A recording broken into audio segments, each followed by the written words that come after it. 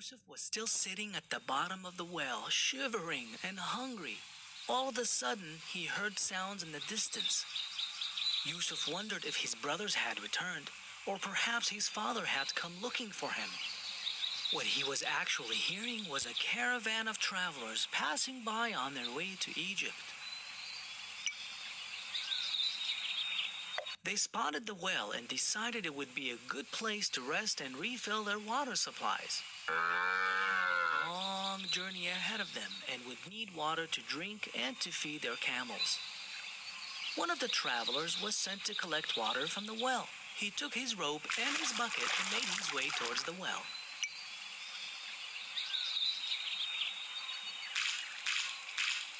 The traveler lowered the rope into the well. Seeing the rope come down, Yusuf thought fast. He realized this might be his only chance to escape and return home to his father, so he quickly climbed into the bucket.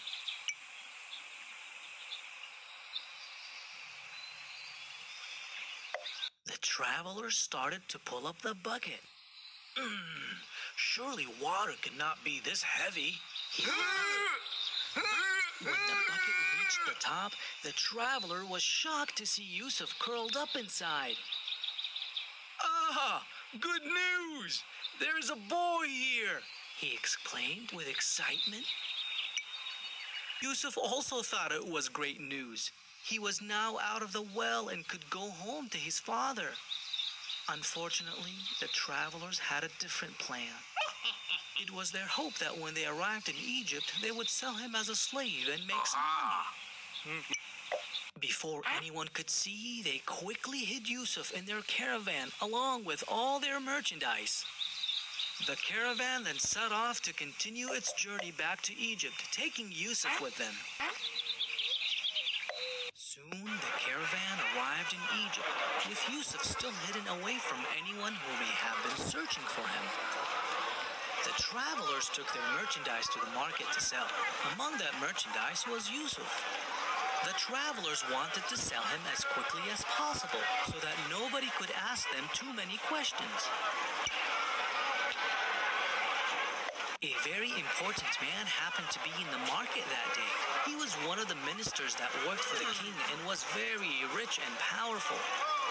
He passed by the travelers who were selling Yusuf and was immediately drawn to him. The travelers wanted to sell Yusuf as quickly as possible, so they offered the minister a very cheap price, and he accepted. The minister took Yusuf home and told his wife Suleikha to make sure Yusuf was comfortable. Even though he had bought Yusuf as a slave, the minister wanted to treat him as a son. And so it was, through the mercy of Allah, that Yusuf was now living comfortably in a home where he was treated well. Even though he was now in Egypt and far away from his father, he was safe in the care of a very important and kind man.